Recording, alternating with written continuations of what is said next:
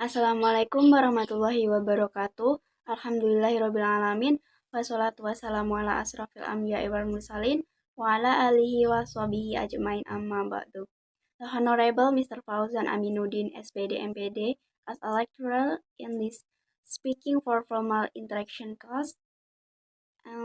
First of all, praise to God, let us always offer up a sense of presentation and praise to Allah Subhanahu wa Ta'ala, who gave His mercy and grace to us, so that we can all get together in healthy state without lacking in nothing. Blessing and greetings always be devoted to Prophet Muhammad Sallallahu Alaihi Wasallam. Are we waiting for his intercession on the day and judgment? Okay, before start this presentation, I would like to introduce myself. My name is Rizda Alifa Al-Zahra. Here, I would like to share my material about cognitive learning theory. Okay, next, this is table of contents. The first, definition of cognitive theory. Second, cognitive theory according to some experts. And the last, advantages and disadvantages of learning system with cognitive theory. Okay, the first material is definition of cognitive theory. The term cognition comes from the word cognition, on which is similar, which means knowing. In the first sense, cognition is gaining, equality, and use of knowledge. In the further development, cognitive terms become famous and beyond human physiological behavior, encompassing any cognitive behavior associated with understanding, consideration, information processing, problem solving, inequality, and confidence.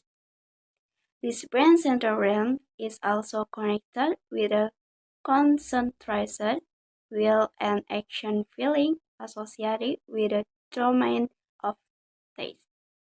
Next, cognitive theories began to develop in the 12th.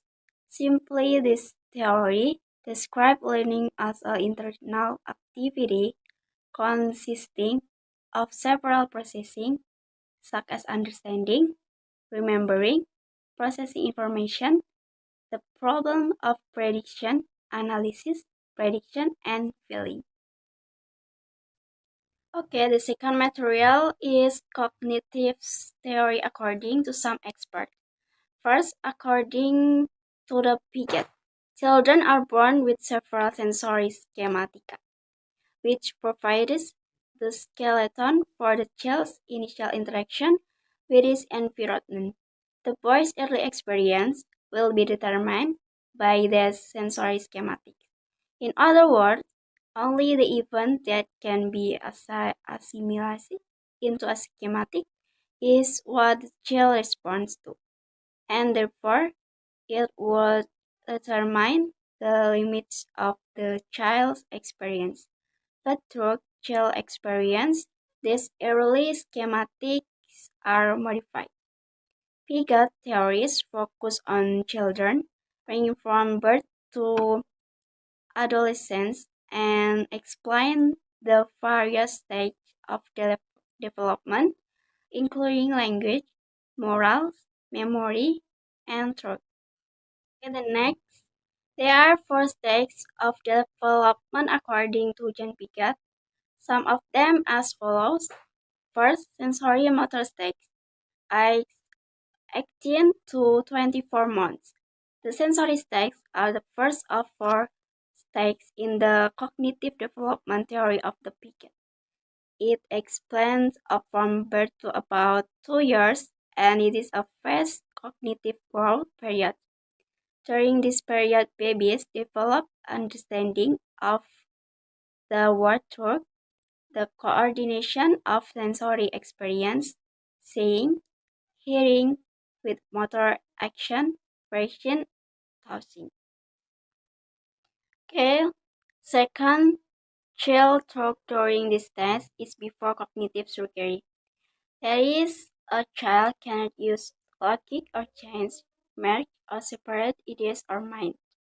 Child development consists of building an experience of the world through adaptation and working towards states or concrete where he can use logical truth. During the end of this stage, the child can mentally represent events and objects or semiotics or marks and engage in symbolic games. The third concrete operation stage, age 7 to 11. The concrete operational stage is the third stage in the Piaget theory. This period extends from about 7 to 11 years of age and is marked by the development of organisms and rational truth. Piaget considers the concrete stage a key turning point in the child's cognitive development as it marks the beginning of logical truth. At this stage, children are mature enough to use logical truth, but they can only apply logic to physical objects. Okay, the last formal operation stage, age 12 and older. The formal operation stage begin at about age 12 and mature. As youth enter this stage, they gain the ability to think abstractly by manipulating ideas in their hands without dependence on concrete manipulation. A teenager can do mathematical calculation, think creatively, use abstract reasoning, and visualize the result of specific action. Okay, the second cognitive learning theory according to Ausubel. David Paul Ausubel is an educational psychologist. Ausubel gives a basis to meaningful study and is also renewed for meaningful study theories. According to Ausubel, the study material must be meaningful, meaning it must match the student's capabilities and must be relevant to the cognitive structure of the student.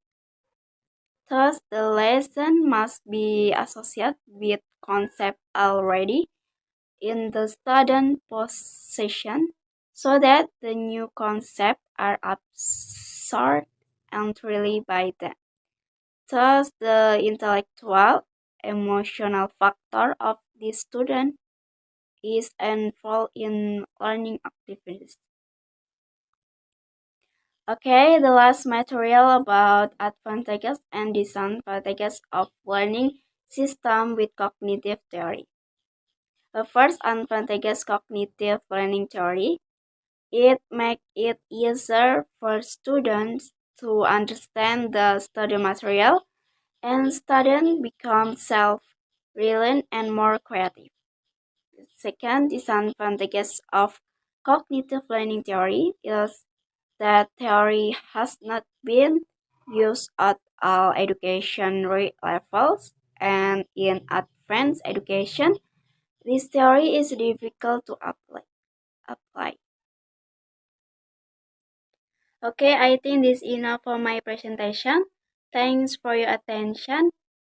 My all thoughts we have shared be beneficial for all of us. For closing this presentation, let's say hamdalah together. Alhamdulillahirabbil alamin. Wassalamualaikum warahmatullahi wabarakatuh.